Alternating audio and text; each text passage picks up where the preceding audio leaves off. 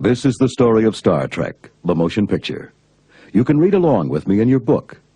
Let's begin now. Space, the final frontier.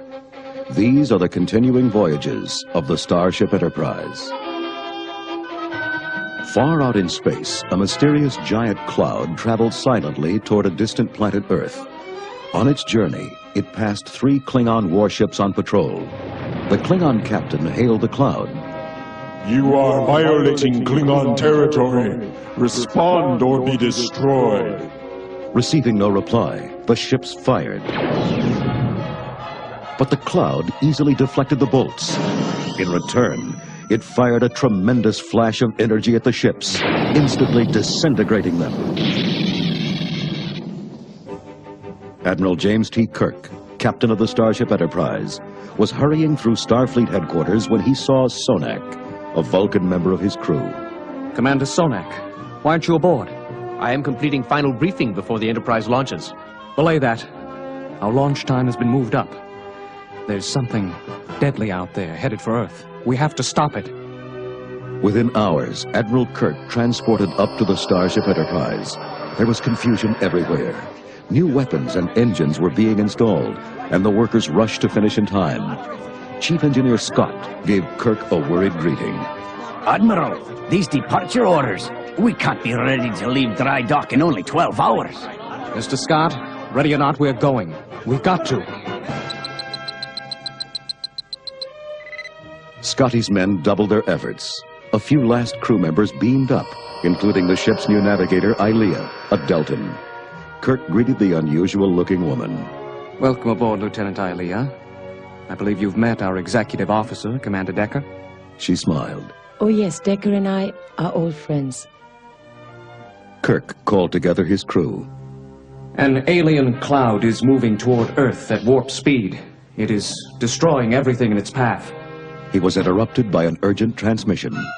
This is Space Station Epsilon 9. The cloud is bearing down on us. We're scanning it. Oh no, they think our scans are hostile. We're under attack! Horrified, Kirk and his crew watched the view screen as the cloud disintegrated the helpless station.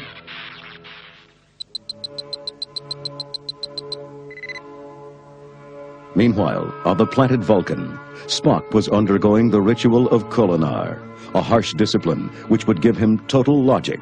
He knelt before one of the Vulcan masters. You have labored long, Spock. Now your training is complete. Take this pendant, a symbol of total logic. But Spock hesitated. He looked skyward, as though listening. Wanting to know his reason for ignoring her, the Vulcan master entered mind meld with Spock. You sense a far-off consciousness. It stirs your human half. And your human emotions keep you from the life of total logic. You have failed the test. The master turned from him and dropped the pendant in the dust. Spock knew that he'd have to go to the mind he sensed so far away.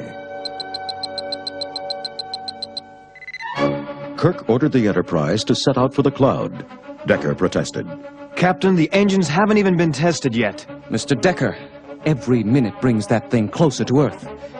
Head warp 1, Mr. Sulu. Power poured into the untried engines. Suddenly, an energy imbalance threw the ship into a deadly whirlpool, a space vortex. Kirk shouted to Sulu.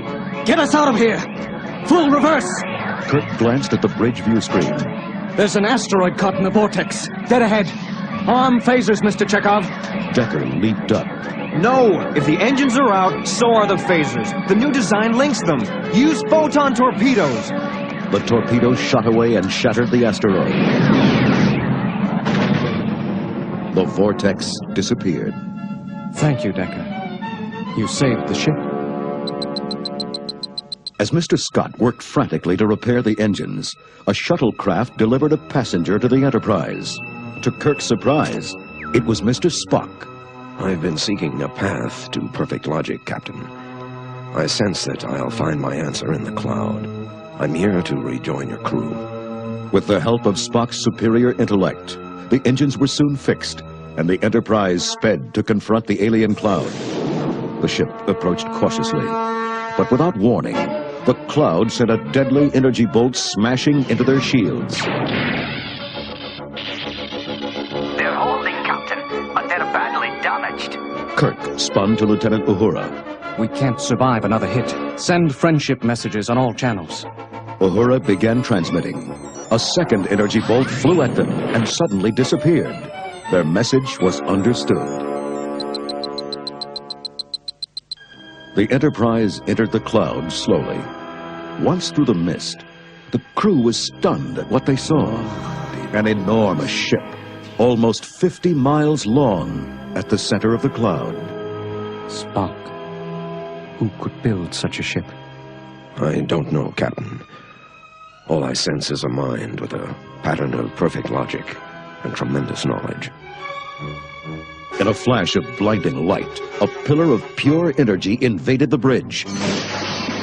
It stretched out an arm to the main computer console. Spock scanned it with his tricorder. It is a probe from the alien ship, Captain. It's draining the memory banks of our computer, including top-secret information. Leaping to the console, Spock smashed the controls with his fists. The computer shorted out with a flash. To Decker's horror, the probe took control of Lieutenant Ilia. The Ilia probe then turned to Kirk. I have taken over this human unit so we could communicate. I have been programmed by V'ger to learn about the USS Enterprise and the human units that infest it. Kirk frowned. Is V'ger the captain of the alien ship? No, V'ger is the ship. Kirk couldn't believe his ears. What does V'ger want? V'ger travels to Earth to find his creator. What makes V'ger think his creator is on Earth? I do not know. V'ger obeys the creator's commands to learn all that is learnable and to bring that knowledge back to the creator. They were now only hours from Earth. Captain Kirk decided on a desperate gamble. He and Spock put on spacesuits and entered the alien ship itself. There, they found V'ger's databanks. Captain, from what we've seen, I believe that V'ger is a living machine. If so, I can attempt to mind meld with it. Spock touched the data modules. Instantly, a flood of images overwhelmed his mind. He fell unconscious. When Spock awoke in the ship's sickbay, he called for Kirk. The Vulcan Masters were wrong, Jim. Logic isn't enough. V'ger knows perfect logic, but is still unfulfilled, still incomplete. Spock grasped his friend's hand. This simple feeling, the warmth of friendship, of human emotions, V'ger cannot find. But at last, I have. As V'ger approached the helpless Earth, it sent 4 huge bombs into orbit. Kirk snapped at Ilia. What is it doing? V'ger radioed the creator, but received no answer. The human units on Earth must be interfering with the creator. Therefore, V'ger is going to remove them. Remove? You mean destroy? Spock whispered to Kirk. V'ger needs its creator badly. Use that against it. Kirk smiled. Ilia, I'll tell V'ger where the creator is. But first he must remove the bombs. V'ger agrees. The Enterprise was pulled inside the giant spaceship. Kirk's landing party followed the Ilia probe out of the ship to their meeting with V'ger. Kirk's eyes widened at the sight of V'ger. Spock, it's a machine. An early space probe from Earth. Voyager, not V'ger. Mr. Spock checked his tricorder. Readings indicate that V'ger was found by a planet of living machines. They built this ship so that V'ger could fulfill its programming, to collect data and transmit it back to Earth. Decker nodded. Of course. That's why V'ger came back here. To give its data to mankind, its creator. Kirk shouted, V'ger! We are the creator! Ilia blinked skeptically. Then you must join with V'ger. Spock's eyes lit with understanding. Fascinating. V'ger's vast knowledge has reached the limits of the logical universe. In order to grow further, it requires the human ability to leap beyond logic. V'ger knows he must evolve. That is why he must join with a human being. Deckard turned to Kirk. I'll do it.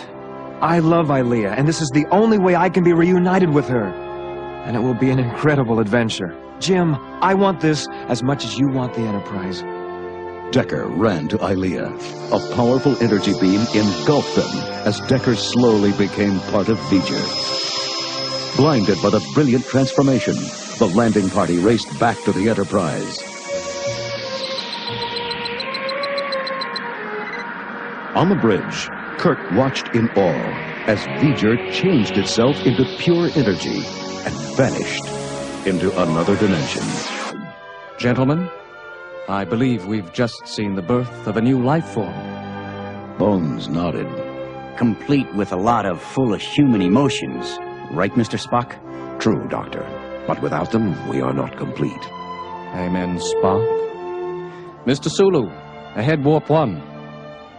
Out there. That way.